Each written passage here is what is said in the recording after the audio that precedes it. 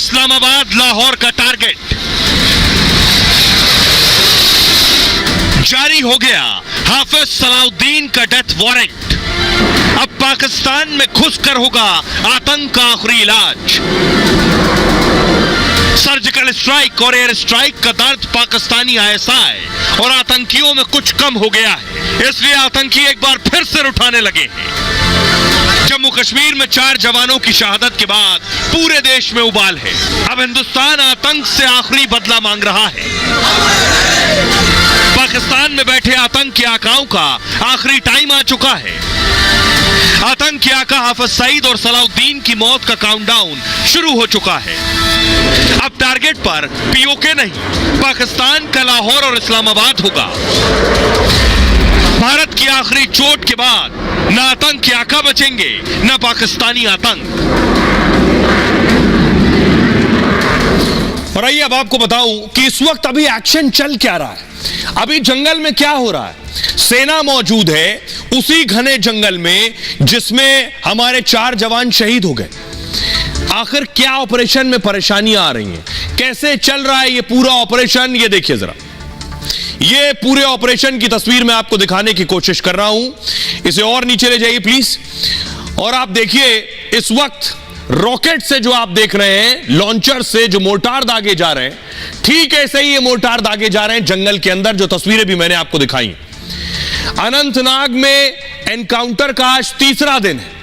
रात के अंधेरे में एनकाउंटर नहीं होता है, अभी एनकाउंटर रोक दिया जाता है, ऑपरेशन रोक दिया जाता है जिसे मैं कहूंगा। कल सुबह सूरज निकलते ही फिर ऑपरेशन शुरू हो जाएगा। आतंकियों की तलाश में सुरक्षा बलों ने घेराबंदी की है। पूरे इलाके को सुरक्षा बलों ने इस वक्त घेर लिया है। मैं आपको बताऊं, ड्रोन के जरिए आतंकियों की सर्चिंग हो रही है। ये जो ड्रोन घूम रहे हैं ये पता लगा रहे हैं कहां आतंकी हो सकते हैं। देख रहे हैं आप इधर ड्रोन। सेना के कमांडोज स्निफर डॉग्स तलाश में जुटे हैं। हेलीकॉप्टर जो आप देख रहे हैं, हेलीकॉप्टर भी आतंकियों को खोज रहे हैं। जंगल में लगातार गोलीबारी और धमाके हो रहे हैं। आतंकियों को 4 किलोमीटर का दायरा बताया जा रहा है जिसमें घेर लिया गया है। उस 4 किलोमीटर के दायरे में घेरा गया, लेकिन फिर भी 4 किलोमीटर बहुत बड़ा दायरा होता है। सुरक्षा बल आतंकियों को कभी भी ढेर कर सकते हैं। आतंकियों के लिए यहां से बचना बेहद मुश्किल है। DGP ADGP खुद एनकाउंटर वाली जगह पर मौजूद हैं। आतंकियों के छिपने की जगह पर मोर्टार दागे जा रहे हैं। लश्कर के 2-3 आतंकियों के छिपे होने की खबर है। आतंकियों का पता लगाने के लिए ड्रोन का भी इस्तेमाल हो रहा है। ऑपरेशन में पैरा कमांडो भी शामिल हैं। मौके पर सुरक्षा बलों की 10 टीमें मौजूद हैं और रॉकेट लॉन्चर से आतंकियों पर लगातार हमले जारी हैं। यह तरीका है आतंकियों को ढेर करने का। लेकिन आप सोच रहे होंगे कि 3 दिन से ऑपरेशन हो रहा है, खत्म क्यों नहीं हो रहा है? उसके पीछे वजह है ये घना जंगल जो मैं आपको दिखाने जा रहा हूं। ये है घना जंगल। ये इस घने जंगल में तलाशना, जो 12 किलोमीटर में फैला हुआ जंगल है, इस जंगल में समंदर में सुई ढूंढने जैसा है आतंकियों को खोजना। यही दिक्कत हो रही है कि आखिर जंगल में कहां छिपे हैं आतंकी, कहां फैले हुए हैं आतंकी। ये जो जंगल है ये किस तरह का जंगल है ये मैं आपको बताऊं। इस जंगल में किसी का छुप जाना, क्योंकि अंदर गुफाएं हैं जिन्हें प्राकृतिक गुफा भी कहते हैं, जो पत्थरों के जरिए, पहाड़ों के जरिए गुफा बन जाती है, नेचुरल केव्स भी अंग्रेजी में कहते हैं।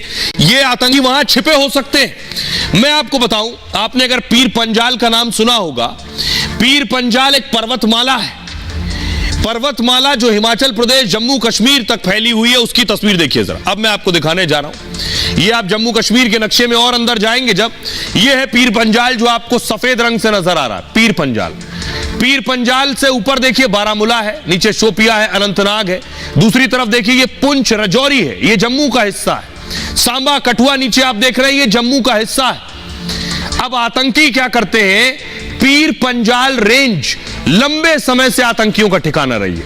ये पर्वतमाला जो है, जो पहाड़ी है पूरी, आतंकी या तो इसके उस तरफ ऑपरेशन चलाते हैं या इस तरफ ऑपरेशन चलाते हैं। LOC और POK सहित 225 किलोमीटर का इलाका इसमें आता है। यहां आतंकवादी अक्सर सक्रिय रहते हैं। पीर पंजाल के घने जंगल राजौरी तक फैले हुए हैं। ये आप देख रहे हैं, ये राजौरी का हिस्सा है। राजौरी से और बाहर की तरफ आएंगे तो आप पाकिस्तान अधिकृत कश्मीर की तरफ आ जाएंगे। यही पीओके है, आतंकी कैंप है। घिरे आतंकियों में लश्कर कमांडर उजैर खान भी है इस जंगल में। पीर पंजाल के दक्षिण का जो क्षेत्र है, ये पहाड़ी इलाका है। ये जो नीचे का हिस्सा है, ये पहाड़ी, जो जम्मू क्षेत्र से कश्मीर घाटी को विभाजित करता है। पीर पंजाल के दक्षिण में नीचे के हिस्से में जम्मू आप देख रहे हैं, सांभा दिखाई दे रहा है आपको, कठुआ है, इससे जुड़ा हुआ है। वहीं मैदानी इलाका आपको राजौरी नजर आ रहा है। राजौरी पुंछ तक ये फैला हुआ है। जटिल भौगोलिक स्थितियों की वजह से ऑपरेशन में दिक्कतें हो रही हैं। आतंकी इसी का फायदा उठाकर यहां सक्रिय हैं, कभी पहाड़ों के इस तरफ, कभी पहाड़ों के उस तरफ। पहाड़ों में कई प्राकृतिक गुफाएं बनी हुई हैं, इन्हीं गुफाओं में रहते हैं, छिपे रहते हैं, खाना लेकर आते हैं। आशंका यह है कि आतंकी इन्हीं प्राकृतिक गुफा में छिपे। आतंकवादियों के छिपने के लिए यहां कई जगह है।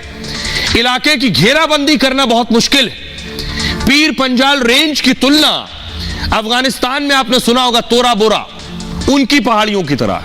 आतंकी यहां ऑफलाइन सिम रहित फोन का इस्तेमाल करते हैं। इसमें संचार के लिए ब्लूटूथ का इस्तेमाल किया जाता है। इसकी वजह से आतंकियों का पता लगाना बेहद मुश्किल हो जाता है। और बताया यह जा रहा है कि आतंकी इस पहाड़ी की चोटी पर है और चोटी से सुरक्षा बलों पर हमला करना आतंकियों के लिए आसान है। मैं आपको बताऊं, जो पहाड़ी की ऊंचाई है यह 600 मीटर है। जी हां, 600 मीटर। 600 की मीटर की ऊंचाई में किस पहाड़ी पर कहां कौन आतंकी बैठा नहीं पता। वो ऊपर से सीधे नीचे गोली चला रहा है। वो आसानी से अपनी तरफ आने वाले सैनिकों को देख सकता है और उन पर अटैक कर सकता है। यह बड़ी परेशानी है आतंकियों को ढेर करने में। हमारी सहयोगी अनामिका ग्राउंड जीरो पर उस जंगल में मौजूद है। कैसे ऑपरेशन को अंजाम दिया जा रहा है, उनकी जरा रिपोर्ट देखिए। ये देखिए, फायरिंग और ब्लास्ट की लगातार तस्वीरें आपके सामने है। 2 ब्लास्ट किए गए और अब फायरिंग चल रही है, यानी कि उस टारगेट को सेट कर लिया गया है जहां से फायरिंग हो रही थी। आतंकवादी के उस ठिकाने को टारगेट कर लिया गया है, पहले ड्रोन के जरिए टारगेट किया गया।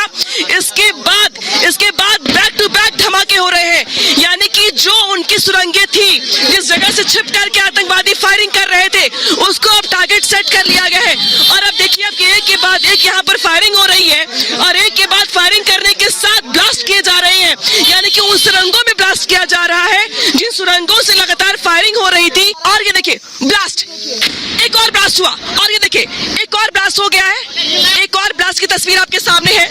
नीचे जो गाड़ियां हैं जवानों की, उन जो अधिकारियों की, वो भी यहाँ पर बढ़ गई है।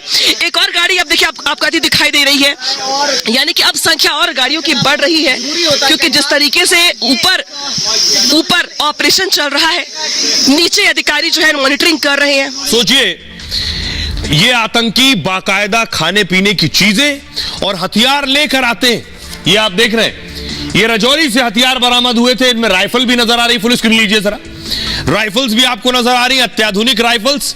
कहां से आ रही हैं ये अत्याधुनिक राइफल्स? इनके पास मैगजीन भी होती है। गुफाओं में अगर रह रहे हैं मान लीजिए ये आतंकी, मैगजीन्स के साथ इनके पास देखिए बहुत से ऐसे इलेक्ट्रॉनिक गैजेट्स भी हैं।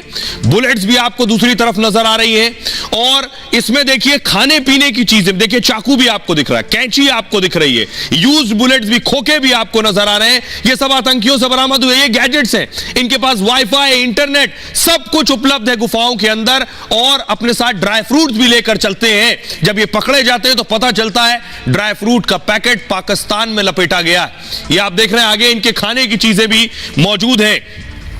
तो अब सवाल यह है कि ये जो आतंकी संगठन है ये कैसे काम कर रहे हैं। रोज एक नए संगठन का नाम सामने आ जाता है। आपने नाम सुना होगा लश्कर का, लश्कर तैयबा। हाफिज सईद जिसका चीफ है लश्कर तैयबा, इसने कश्मीर में नया नाम बना लिया है, TRF, द रेजिस्टेंस फोर्स। नाम बदलकर काम करते हैं। अगली तस्वीर दिखाइए। जैसे मसूद अजहर के संगठन का नाम है जैश ए मोहम्मद, जैश ने अपना नाम कर लिया है कश्मीर में PPFF। ये जो पाकिस्तान का डर्टी प्लान है, ये मैं आपको बताने जा रहा हूं कि आखिर ये नाम बदलते क्यों है। नाम बदल के ये ऑपरेशन चला रहे हैं, यहां काम कर रहे हैं। ऐसों को पहचानना है और खत्म कर देना है। आतंक के मुद्दे पर पाकिस्तान दुनिया में बदनाम है। FATF यानी फाइनेंशियल एक्शन टास्क फोर्स की ग्रे लिस्ट से बाहर आने की नई चाल शुरू हो गई है। कैसे बाहर आएंगे? आतंकियों को खुला समर्थन देना फिर से शुरू कर दिया है। ग्रे लिस्ट से बाहर आ चुका है तो फिर समर्थन दे रहा। अनंतनाग में हमले की जिम्मेदारी टीआरएफ ने ली है। लोग सोचते रह जाएं, एजेंसियां ढूंढती रह जाएं कि ये टीआरएफ क्या है। ये लश्कर तैयबा का ही एक शेडो संगठन है। टीआरएफ का पूरा नाम है द रेजिस्टेंस फ्रंट।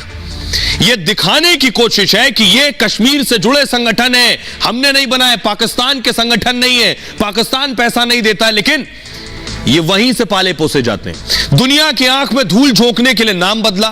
लश्कर के आतंकी कराची में बैठकर इसे ऑपरेट करते हैं। घाटी में मौजूद आतंकियों के जरिए नए संगठन चलाने की कोशिश है। जैसे जैश ए मोहम्मद का नाम आपने सुना होगा, जैश भी कश्मीर में आतंक फैलाने में जुटा है।